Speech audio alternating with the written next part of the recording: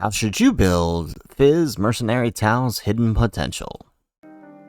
How's it, everybody? Celtic Link here. We got another Dokkan battle video for you here today. We are taking a look at the top-notch assassin skills, PHy Mercenary Tao. Whether you are catching this video in just a few hours as Mercenary Tao releases on both Global and JP Dokkan, or you're here 6 months from now when he makes his first return on Global and JP Dokkan, we got you covered. We are going to go over his best hidden potential build in this video. So let's go ahead, let's hop on in, let's take a look at that kit.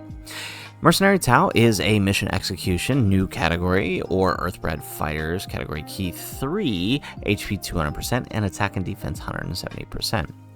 He gets an additional attack and defense and HP 50% for Dragon Ball Seekers or Earthlings for that full 220%.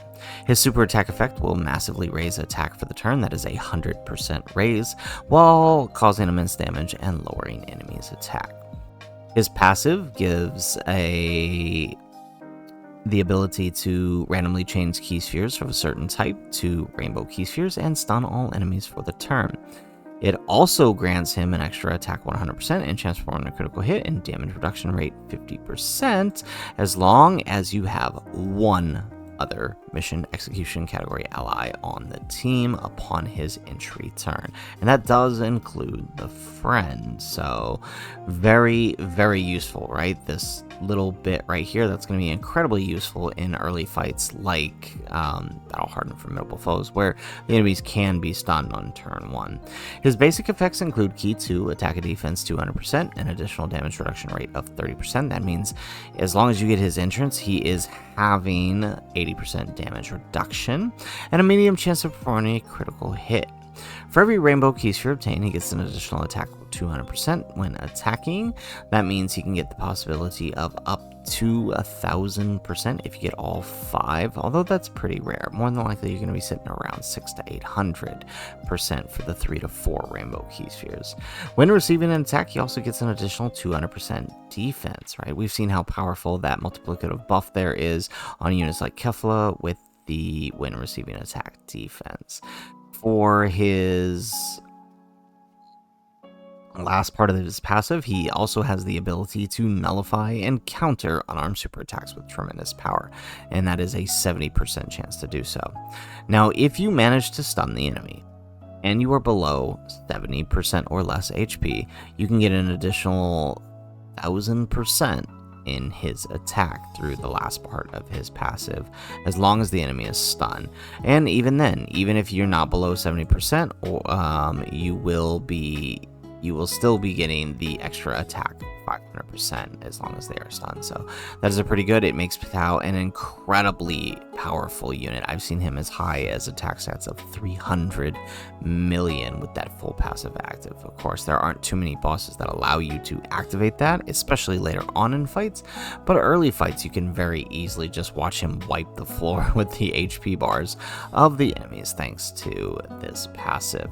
He also has an active skill that can be activated when there are a Dragon Ball Seekers or Kamehameha category enemies, or when all allies are mission execution, and all it simply does is stun the attacked enemy for the turn and changes STR and key spheres to rainbow key spheres, thus helping himself out. So it's actually a pretty good deal here. His passive pretty much lays out everything you need to know about what he's doing and how to utilize him. You can see here that he is an attacker. He has all these crazy attack buffs coming at him, and he also has built-in critical hit. So that pretty much narrows down how we should build his potential. We can see here as a PHy type, he naturally leans into additional attacks, getting the possibility of a 40% extra chance to deal an additional super if you have those dupes in him. Now, if you have if you have the extra skill orbs, you can increase that further to 30 nodes, which would push that over to 60% chance to do an additional super. And you know what? That's exactly the way you want to build this guy. Lean into those additionals. The one thing he does well is attack, and since he has guaranteed crit to make advantage of that attack, there's almost no reason not to throw in the ring the extra chance to do an additional super. He has no built-in additionals, as we saw there. He needs the extra damage coming from it, the extra super there. Now he does have the sort of Kale situation where there's no defense on his super attack raise, but because of that 80% damage reduction and 200% multiplicative buff, he's pretty much going to have the same defense no matter what slot he's in. Makes him very, very flexible. So you don't really need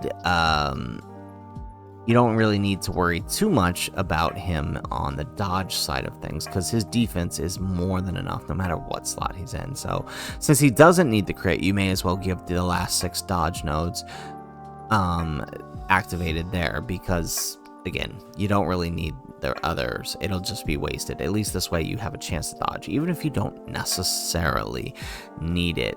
Now, you could go the other way and swap him full dodge, right? Giving him a possibility of a 25% chance. But then you run the risk of him not additional supering enough, which, you know, is not that bad, right? If you did the swap, you would still have a 25% chance to dodge, and roughly a 14 to 17, depending on your orb investment, an additional 15 to 17, which equates to double that 30% chance to do an additional super. So it's still not bad, but it's definitely, I would definitely lean more on the side of the additional super attacks. It's going to benefit him more. His thing is attack. Make full advantage of that. Now, I did want to leave you guys with one last thing. I don't usually put the banner units in, but some of you guys have been asking, so I decided to start adding these into the video. If you manage to pull General Blue, his attack, his passive makes it pretty straightforward what you want to pull him on. He is a dodge unit. He is a dodge supporting unit. And as a tech type, he's going to have a lot of extra defense, right? Or offense, rather. As a tech type, he's going to naturally lean into offense and into critical hit, but he doesn't really need those. He's not going to be doing big damage. The critical hit would help him deal with certain bosses, but it's not really necessary. His function, as you can see here, is to sit in the second or third slot, dodge attacks, and provide this 70% support to Tao. That's his main function. So you may as well take advantage of that by going full dodge with the guy. The additionals can help him with getting the extra chance to stun, which would help out Tao. So you could definitely go a additional dodge build, just like we did with Mercenary Tao. But I do think as a supporter, you're better off running him with the dodge. We've seen how well these dodge supporting types like Chi-Chi can do. You may as well just lean into what he's gonna do for you best. So guys, that is it for the video. That is my recommendation for both Mercenary Tao and General Blue's hidden potential. It's pretty free, honestly. We don't get too many units who pretty much tell you exactly how to build them like we do with certain units like this Tao. It's usually almost always a unit like this that's not a big time unit where there's some room for flexibility. They almost always have one niche way that they're going to run, and Tao is no exception, making it very easy to decide how to build his hidden potential. So guys, that is it for the video.